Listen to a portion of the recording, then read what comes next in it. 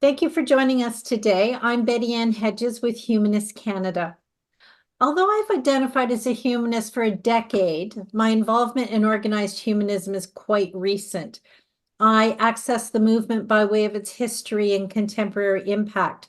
So I was very excited to find this book and to have its author, Elliot Hanowski, here with me today. Thank you.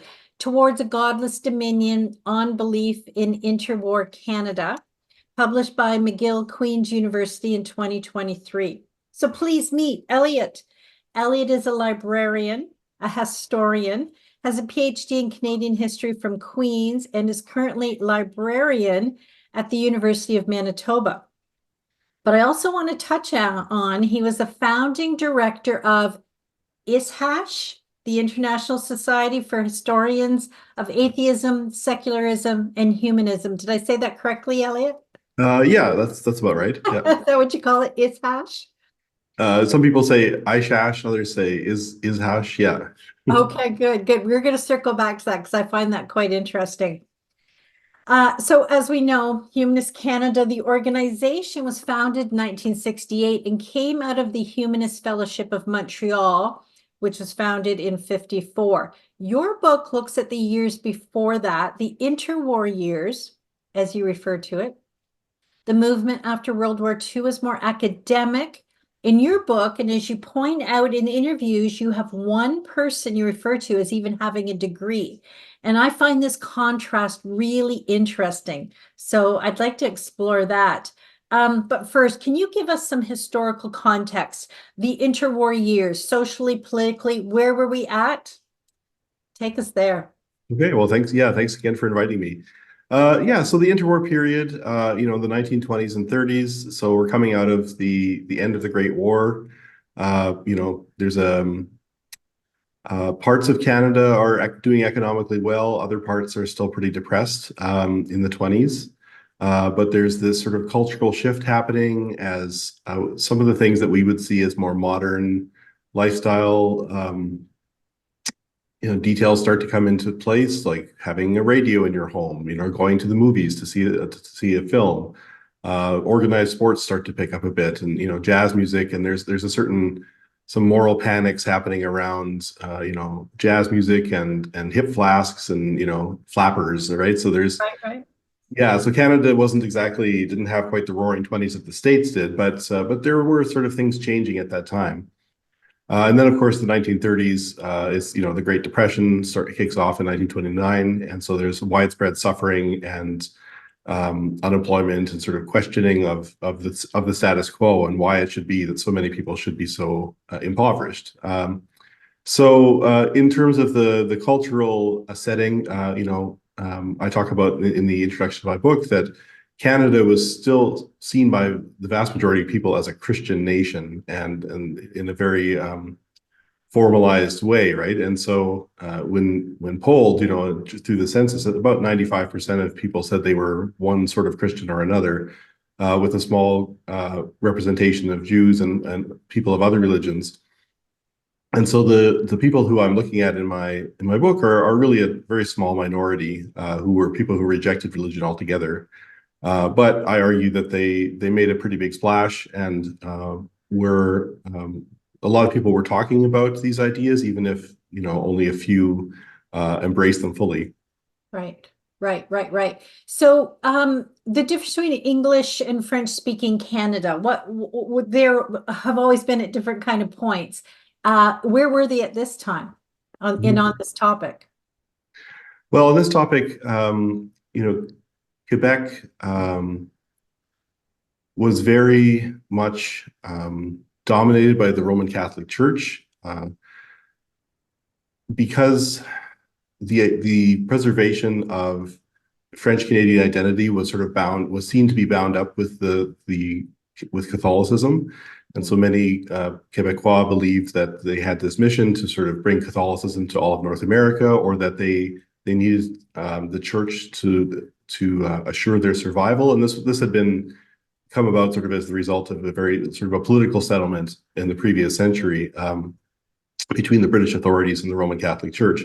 So the presence of the Catholic Church in Quebec was extremely strong. It ran, social services, schools, some unions. A great deal of society was bound up with that. So to reject religion in that context was a very difficult process, even more so than in the rest of Canada. But even English-speaking Canada, the churches, there was not one single church that dominated, but the Anglican Church, the United Church, and others were very present and prominent in, as well in education and social services and other factors of life like that as well. And there was this attitude among politicians that I use the term Christendom, that Canada was part of Christendom, so that the government was tasked with promoting and defending Christianity as the religion of Canada.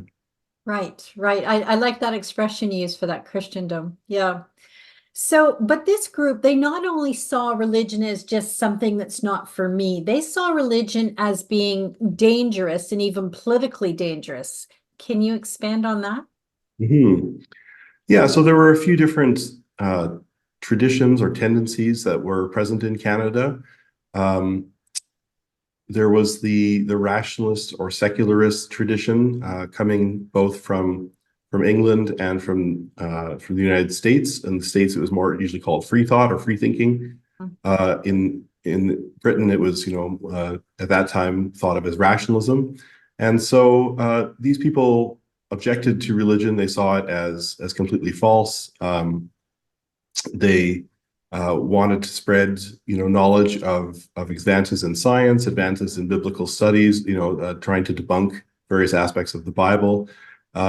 And there was often a political edge to this as well. I found in Canada, many of these people were on the left politically, identified as socialists of one stripe or another. And this could also sort of translate into, progressive ideas on birth control, on feminism as well.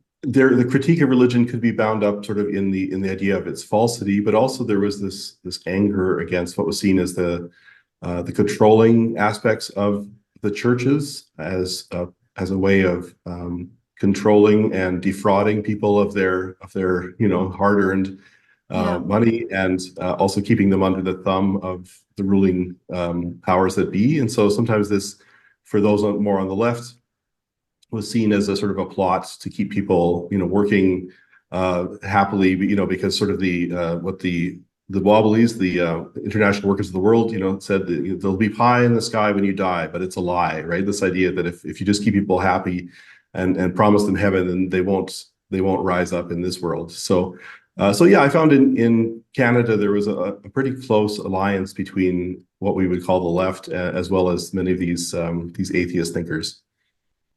Right, I like that. Pie in the sky when you die is a lie. So one of the things we don't think about that I found interesting in the book was the idea of the persecution of atheists in Canada. I think we'd all find that quite surprising. Can you provide some detail there?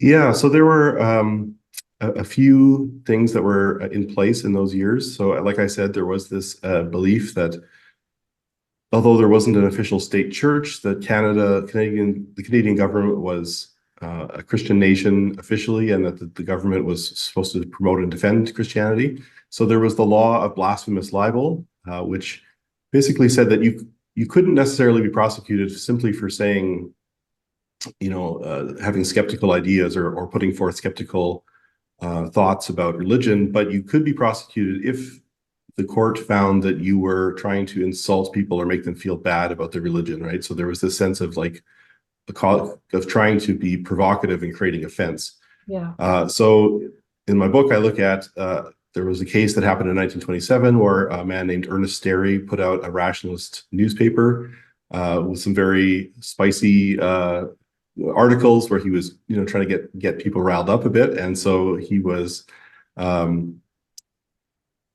convicted or charged and then later convicted of blasphemous libel and sentenced to prison for 6 months for that, as well as they were trying to get him deported because he was originally from England, although that didn't end up working.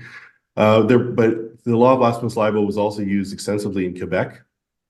So I talk about a few of the cases that happened there with atheist leaders. And then there was also unofficial violence in Quebec, especially. One of the people I talk about was attacked by fascist thugs. This was the 1930s, and so fascist movements were afoot. And so and like the library of this atheist organization that he was leading was taken out in the street and burned. The headquarters were ransacked.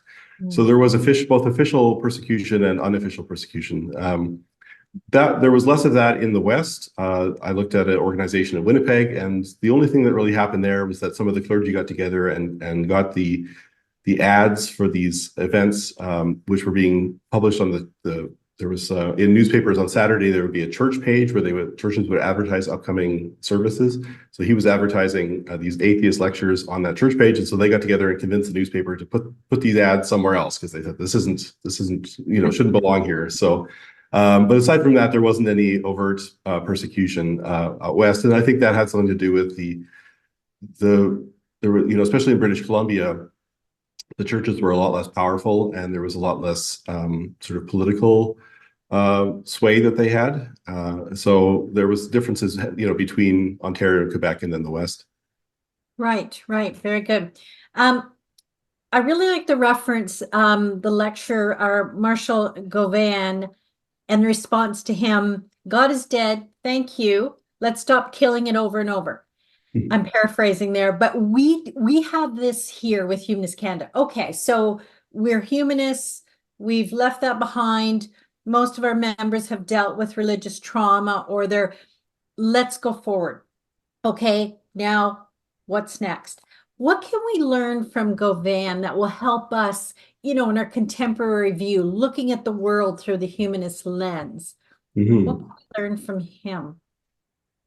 Yeah, that was an interesting. Yeah, I remember that comment that somebody, when he was lecturing in the States, somebody said that like God is dead, but the funeral's over, so let's stop killing him over and over again, right? So, and that is something that I noticed with Gauvin, as well as with some of the other groups that I looked at, is that there seemed to be sort of diminishing returns to the anti-religious rhetoric or anti-religious lecturing. After a while, like for Gauvin, that sort of rhetoric always brought in big audiences, at least for a while.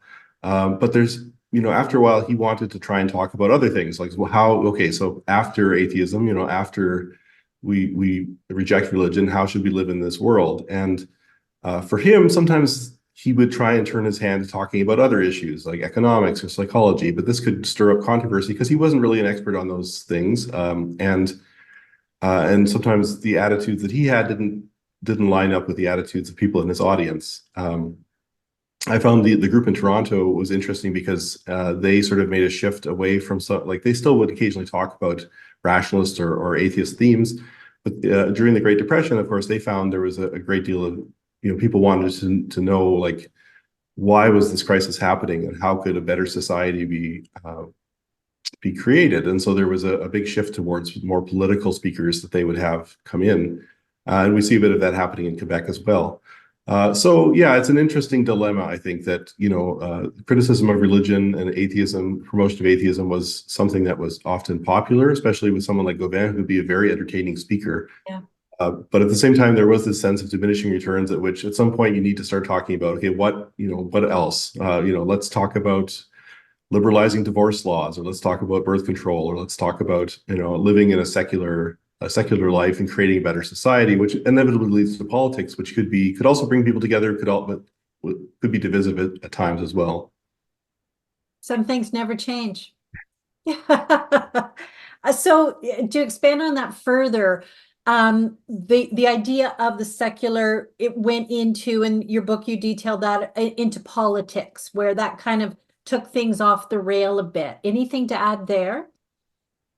Yeah, well, I think definitely the crisis of the Great Depression, led people to get involved with politics, and so we see in British Columbia, I talk about William Curry, who was the sole person who had a college degree. He was a dentist among the leaders that I talk about, and so he gave a lot of lectures on free thought and atheism, but he was also a socialist, and so eventually he decided to kind of prioritize political campaigns ahead of his free thought lecturing. And we see the same thing happen in Toronto with Bert Levins, who was a sort of the driving force behind the Canadian the Canadian Society of Rationalists in Toronto. Rational Society of Canada is what they call themselves. But and then he eventually prioritized running for the CCF, which is the predecessor of the NDP, and he got into politics and kind of put his energy there as well. And then others like Gauvin. Gauvin was really, he was sort of on the borderlines between what we might think of as liberalism and socialism. But then in the 1930s, he got really enthusiastic about the communist experiment in Russia. And I think in part because many members of his audience were excited about that as well. Then he got really disillusioned when Russia signed a pact with Nazi Germany. And so he got very upset and denounced Stalin and Stalinism. And this kind of had a big impact on the end of his career because he alienated big parts of his audience. And later in life, he sort of retired from lecturing, but then became very much an anti-communist and really bought into the Cold War and sort of started crusading against that. So there were these political, people were struggling to adapt politically to what was happening at the time. And so sometimes this could lead to strange alliances and also then sort of, could pull people in very different directions. Right. We're often asked here to take positions on, there's a lot going on in the world and people are looking. I believe that the religion has made people feel that we should be looking to these organizations for some way of viewing, what's going on. I think what's going on in Israel, Gaza is a big example of that. And we're often looked to for making a statement rather than encouraging people to, use critical thought to come to their own opinion on things. And so I'm interested in how that theme weaves through. People want that, and then they reject the movement if things don't all align. I think people want a whole, everything, the buffet, it all fits together. So how do some of these during this period choose their labels? Atheism, freethinkers, rationalists, humanists, how did they choose their labels? In the history of this labeling, I find so interesting. Right. Yeah. So in the early part of the period that I look at, the language that was used in Toronto and Winnipeg was that of rationalism, and this was very much influenced by the rationalists in the United Kingdom. There was the Rationalist Press Association that was publishing a lot of material. And there was sort of a tradition going back into the 19th century of people from England coming over to lecture in Canada. So they use that language. But then in the early 1930s, we start to see the language of humanism start to be adopted in the sort of sense that we use it today of secular humanism, although many of the early humanists were coming out of the Unitarian Church and sort of had a quasi-religious understanding of humanism. But then, so Marshall Gauvin changes the name of his organization in Winnipeg to the Winnipeg Humanist Society around 1935. And so we see that shift start to happen. In Montreal, the atheists there were very much tied up with kind of an independent, radical, sort of almost a small c communist party. And so they really put their politics and their atheism together in that sort of package. Although they were also drawing on a lot of European anarchism, which anarchists who had developed a lot of anti-religious ideas. So they would promote their literature and stuff like that. So we see a slow adaptation of the terminology of humanism. And then, of course, that really flowers in the post World War II era, in which we see, as you mentioned, sort of a lot of highly educated academics, doctors, psychologists, psychiatrists start to promote a new form of humanism. And that was, I think, really in reaction to the Cold War in some ways, because some of the political alliances that had existed in the interwar period started to become kind of dangerous. And so, you could be very easily accused of being a godless communist if you were an atheist, right? And so my sense is that in some respects, the language of humanism was a way to try and get beyond that and sort of talk about the positive values that humanists could have, and that they could disagree on political things, but while sort of coming together over this sort of secular view of humanity. So what are your thoughts on the we say now that there are more non-believers, just to use a blanket term, than ever before in Canada. Some would argue, though, that that's just all about who was willing to label themselves in such a way. I've done a lot of research on my own family history, and every census, they labeled themselves something different. And I know, kind of leaning into the political wind, but would you comment on that? Are there actually more, or are we just more comfortable in saying we are non-believers? Yeah, that's a really tough question. And that's something that sociologists and historians have argued about a lot and tried to figure out. I definitely think that in the periods that I was looking at, there was a lot of pressure to say that you were a Christian of some sort. There was a sort of sense of moral respectability to claim that you were religious. And you have to remember that the census was somebody would come to your door and talk to you on your doorstep and take down your answers publicly, and they were often someone from your own neighborhood. So there was a great deal of pressure to kind of claim that you were something even nominally to fit in. Mm-hmm. That being said, church attendance was also higher in those days among at least some people. Although British Columbia was a bit of an outlier in that regard, but especially in Eastern Canada and Central Canada, religion was a big part of many people's lives. So I think there definitely, since the 1960s, we've seen a really rapid, some scholars believe that Canada secularized more rapidly than almost any other country in the West. And so, I think the most recent census, like 1/3 of all Canadians say they have no religion. So that's definitely a change. But I do think that there were a lot of people who were kind of only nominal Christians, or, didn't necessarily go to church that much in this earlier time period. It's just that there was this great societal pressure to pretend that you were something. And as you say, there are hints, sometimes you see people's identity changing from census to census, right? And you're like, okay, so what's going on there, right? Like, because they don't really care that much. Or there were certain churches where it was a little bit easier to be a nominal member, like where you had less of you could say you were an Anglican or a United Church person because you didn't have to show up as much for that, to count. So Right. yeah. Anything else that you want to highlight in the book that you think would be of interest to our members?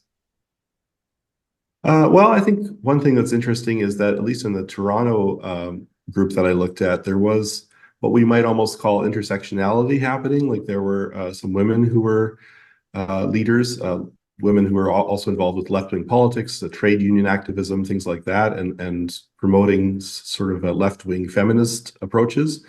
And then there was also a Black freethinker named Lionel Cross, who was a lawyer who gave some free thought lectures, and also helped defend Ernest Sterry when he was tried with blasphemy, although unsuccessfully. But and Lionel Cross ended up being involved with Alliance to push back against the KKK when they tried to they started burning a cross in the small town and tried to sort of intimidate local people. And so there was this alliance that came together of Black leaders, some Jewish leaders, and some white leaders who were able to push back. So you start to see some of these interesting things that were happening,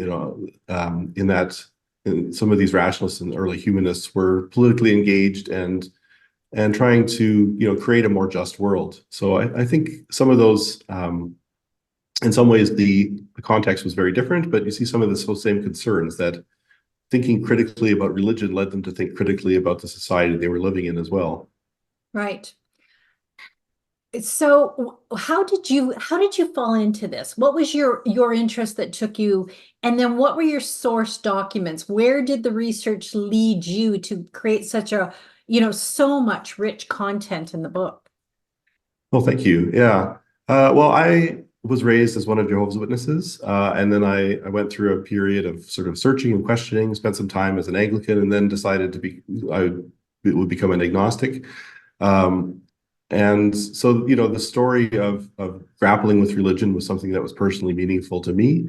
I went off to when I went off to grad school at Queen's University. I talked with my supervisor about exploring the intersections of politics and religion, and he suggested to me looking at Marshall Gauvin's papers, which are here at the University of Manitoba, which is a really extensive collection, which is kind of rare because while churches often have an institutional history, very often secular organizations or atheist organizations didn't have a much of an institutional footprint in that earlier period. So to have all this rich source of documents was really great. And so that's how I started. I worked on this topic for my master's cognate essay. And then when I decided to do the PhD, I started to realize that there was more to this story. And so that I wrote my dissertation on, I did 2 chapters on Winnipeg and 2 chapters on Toronto, looked at this situation in Montreal, and then wrote a bit about, was able to find a few things in British Columbia and Nova Scotia. So really the core of the book are the records of the Rationalist Society here in Winnipeg, but then there were, the conflicts and persecution that happened in these other cities also created a record in court documents, for example, a lot of newspaper articles, advertisements that these societies would take out about their events. And so, yeah, that's the thing with history. You're always really shaped by your sources. And I hope that somebody, will read the book and say, oh, I have this attic full of paperwork that my grandmother had or that my grandfather had. Would you like to look at it? Right. Because there may be very well, other stories that we just haven't found yet. Right. But Yeah. I agree with you. There is so little institutional history, even here with Humanist Canada, and as many years as we've been around, and in a well-structured organization, we have just brought in someone as an archivist to help us, so we own our own history. We don't have to Google it. But you've really hit a point here that we've been thinking about. So what's next for you? What are you working on next? Well, I decided to move back in time a little bit. There was this earlier generation of rationalists and secularists that existed in Ontario in the 1880s through the early 1900s. So there's a newspaper called Secular Thought that was published in Toronto, and for about 15 years or so, or maybe a bit longer. And there are parts of it that have been digitized. So I've been making my way through those old newspapers to see what the issues were that these atheists were talking about. Of course, the political context was very different in those years. And they were, very much shaped by their time and place. So many of their beliefs, seemed pretty regressive in those days. But there was also some interesting political arguments that they were making. So I'm looking at that. I'm also thinking about revisiting a few details in the book because the 1931 Canadian census has recently been digitized and made keyword searchable. So I'd like to dig in. I didn't have that when I wrote the book. So I'd like to dig into some of that and learn a bit more about, as you mentioned, what were people saying about their religious views on the census? Especially people who were involved with the rationalist organization. Did that encourage them to be brave and come out and say they were atheists or rationalists? I'd like to find that out. Oh, interesting. Very. So keep us in mind for anything else because our members will be fascinated with all of that. And if there's any assistance you need with research, I'm happy to put the word out because that would be interesting. So tell me about ISHASH. Why was it necessary? Where is it going? And yeah, more about that. Yeah, well, that started in around 2014, 2015. A fellow historian who is also a PhD student named Nathan Alexander reached out to me and suggested, that he had noticed that there was a growth in historians dealing with topics of atheism and humanism, and he suggested we organize something. So we basically established a web presence and started looking through lists, historians and conferences and journals and things like that to sort of get together, to bring together historians who are working in this area, because it was growing, and so it still is growing today. So we started that. And then we created a conference in 2016 in London. We had a first conference, and we actually had people come from I think eight or nine different countries to come and lecture on their work. And now we both sort of passed the leadership on to some other historians, but those historians have been having regular webinars where historians get together and talk about their work, new articles and books that they've written, because this is a field that's really starting to condense, and whereas before you would have only one or two historians working on this, we're starting to see like an actual field emerging. So there's actually going to be a seminar tomorrow, a webinar where we're going to have some archivists for different archival collections come and talk to the organization about archival collections that exist about atheism and secularism and humanism, just because there are these treasure troves of historical information that people don't always know about. So, Right. yeah, it's been really interesting to hear from other historians. Absolutely. And anything you can, bring to me that I can share with our members, any public webinars, anything that's happening, happy to share that, because that's certainly, an area that we really want to support, capturing the history of the movement, regardless of what it was called and where, I think is really important. And I know, Nathan, through Non-Religion and Complex Future projects, we've been talking about a few projects together. Well, thank you. This was very good. Our members will enjoy the book, and we'll ensure they know how to get it. That's great. But please, anything else in the future, please reach out, because we certainly support your work, and happy to share it. All right. Well, thanks very much for having me. I appreciate it.